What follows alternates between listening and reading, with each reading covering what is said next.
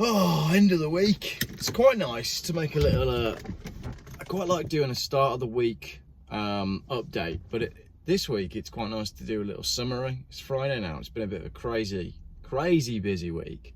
Got all the palaver with what's gone on with my Instagram and my trans video. And I tell you what, let's talk about some of the things that I've learned this week. Let's start with the car stuff.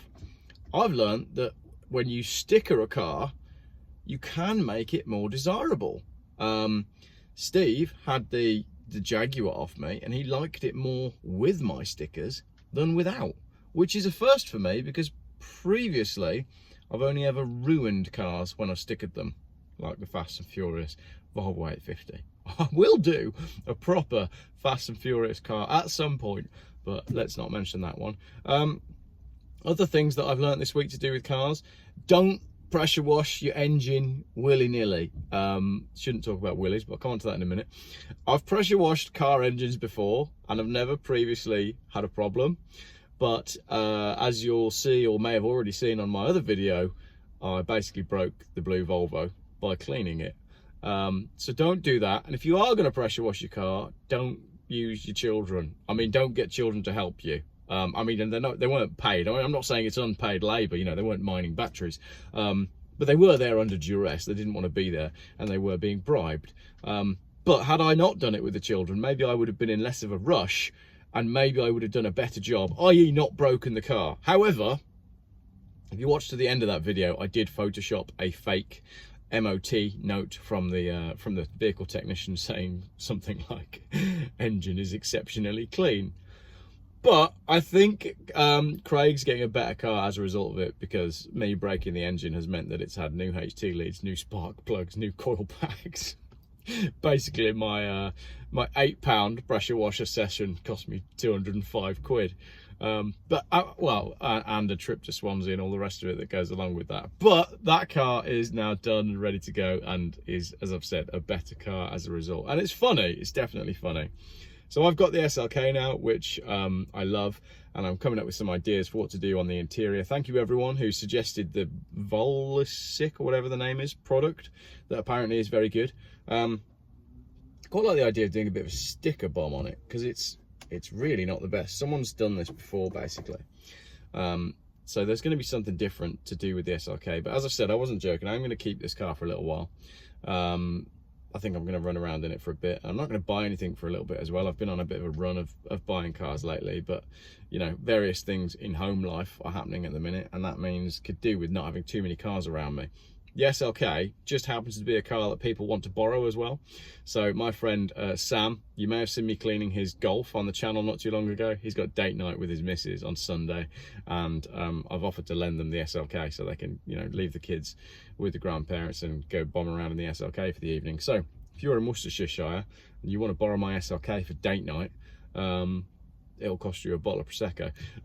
So yeah, what else have I learned this week? Go on then, let's talk about it. My trans video. I massively overestimated the intelligence and politeness of humans. I massively underestimated just how close to the sewer some people live. I spent a fair amount of time researching the subject before I put my trans video out. This is, you know, drag queens in schools, and I spent a whole day writing the script, making sure that I didn't offend anyone. I didn't even name anyone in the video. I was very polite, and I'd already called out to people to email me to debate. And I put that video together quite carefully, I thought, and I felt like I'd done that video with respect and with dignity, because I like to treat people with respect and with dignity. I put the video up, and the night the video that went up, I did a bit more digging around on Twitter, and lots more people had contacted me, and I was like, oh, well, I shouldn't have bothered with any of the respect or dignity that I tried to sow into the video, because everyone who was like like the rudeness of the people and that got back to me. Like, I was accused of spreading hatred, right? I've never seen Like, I wasn't spreading hatred. I didn't tell anyone. I didn't instruct anyone to do anything. I never said, go and unfollow these people. I never said, cancel your memberships. I never said, unsubscribe. And, like, then there's people on Instagram with quite large followings who are putting out, oh, some minor YouTuber has made this video, and if you like his post and if you follow this person, then I'm going to unfollow you, and you've got 24 hours to unfollow that person before I delete you and block you from my feed. Hang on a minute, which one of us is spreading hatred there? And then I also was privy to another post from a private classic car group, which was posted, let's be honest, it was posted by a fairly well-known female YouTuber. She just called me a C. Rhymes with hunt. I'm like, wow, you refuse to engage, you do not get involved in the debate, you block me completely, you decline my invite for a coffee, and then you go publicly call me names. It's like, wow, this is fantastic. I'm a grown-up, but I'm back at school. Oh, it's brilliant. And then I discovered that there's a little motoring cesspit on Twitter where all of these people, these two YouTubers and these other people that are I don't know, tag-alongs, and they all just tweet each other all the time, and they all have the same views. So I'm blocked by all of them, and some of you guys are as well. Apparently, a number of you got in touch and said that you were blocked by these people on Twitter as well.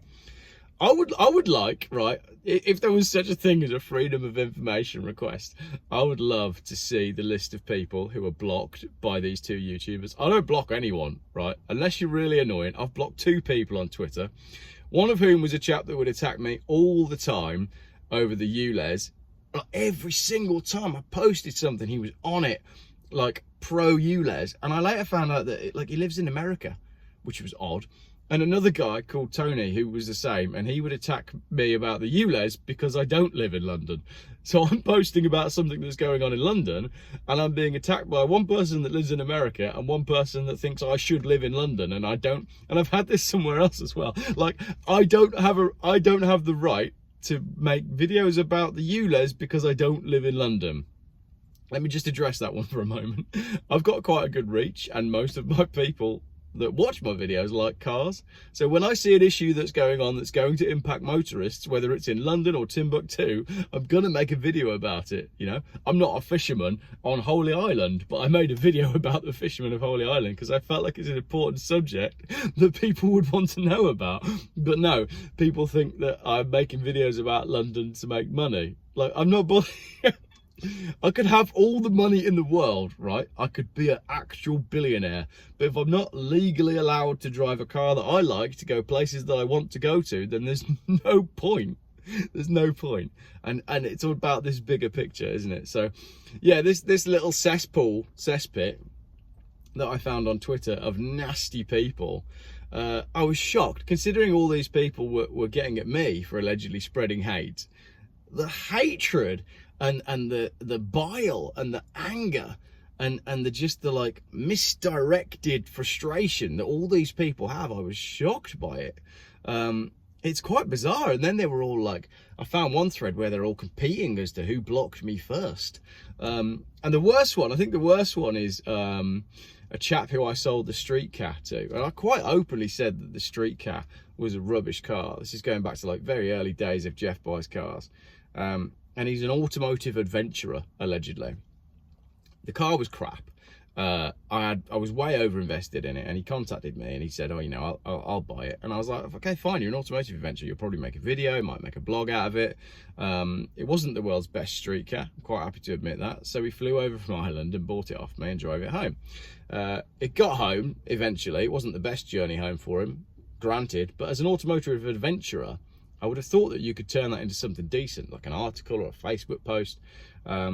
Anyway, he sends me some nice pictures when he gets to Scotland. And after that, I can't remember why, but I'd made a big loss on that car. It was a cheap car, sold with a fresh MOT. Yeah, so I'd made a big loss on it. And then after that, after I got the nice pictures, the car ended up going in a charity auction, and it raised a load of money for a mental health charity, which was great. And it even ended up with Chris Pollitt, actually, who you'll know, and I like Chris, I respect Chris.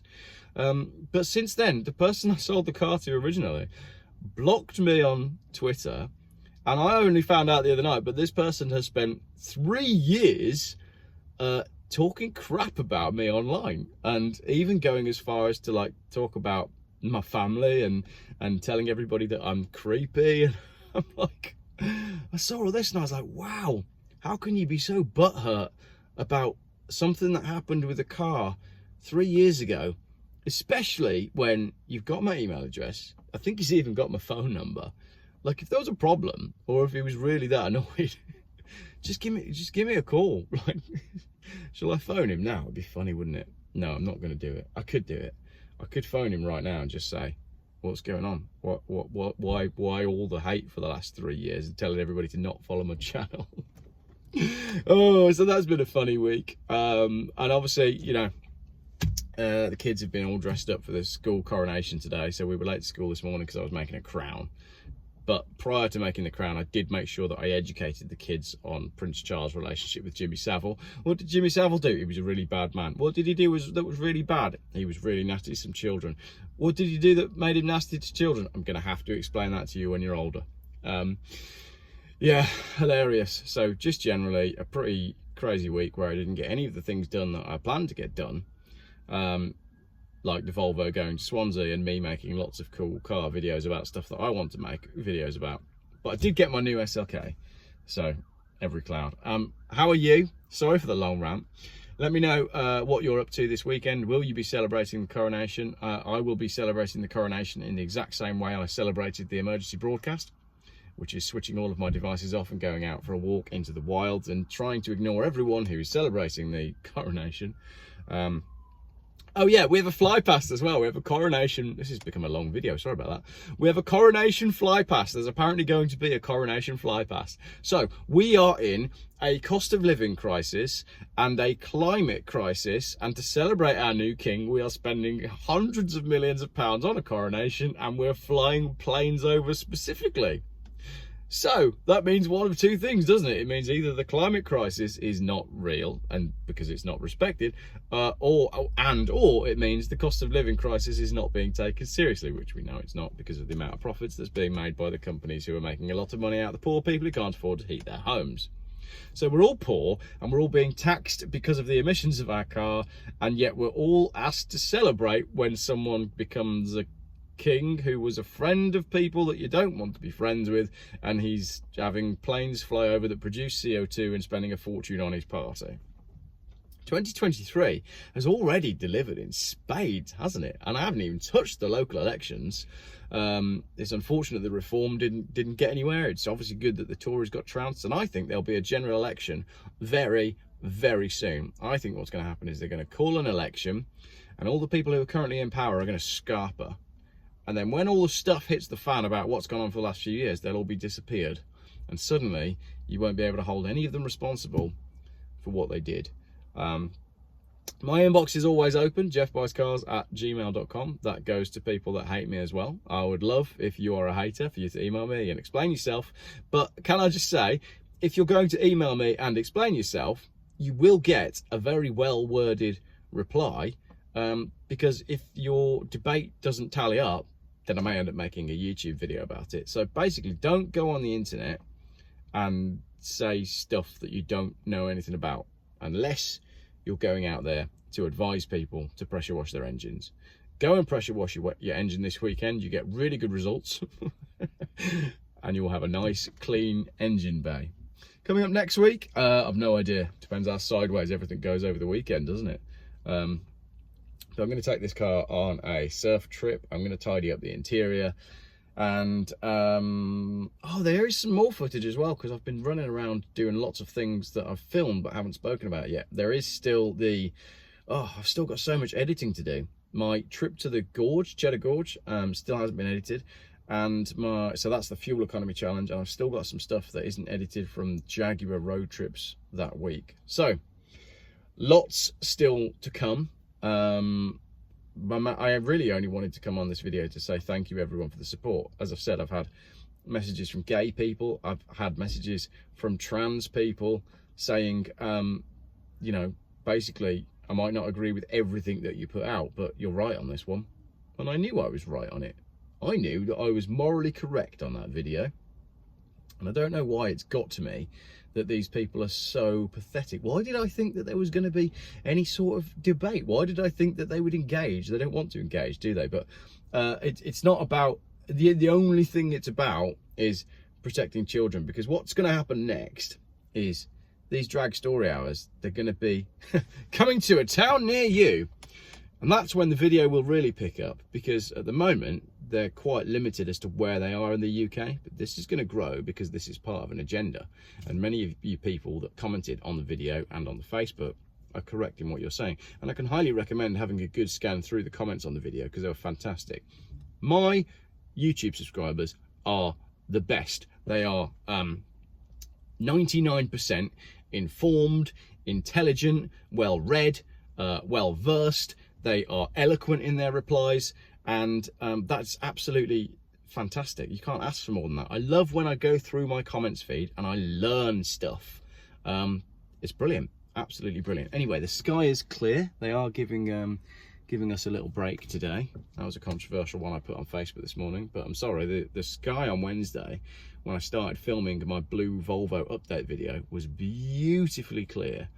And then 3 planes went over, and then it all started, and by the end of the day, the sky was milky white, the clouds were super heavy, and I was depressed as hell. You find that this weather that we're having, these heavy clouds, make you depressed. There's definitely something in that. It was also a full moon this week. So we had a full moon, we had real thick, heavy clouds, and that is not a good recipe for my mood. Anyway, before I start turning this into a one-man camera-based counselling session, thank you very much for your ongoing support. 47,000 subscribers and 7 million views now, which is phenomenal that many people like my stuff. Tell me what subjects you want me to tackle next. I'm always interested in injustices that are going on and obscure, bizarre subjects that absolutely need to be tackled because they're not getting touched by the mainstream media. So, yeah, from the bottom of my fart, thank you.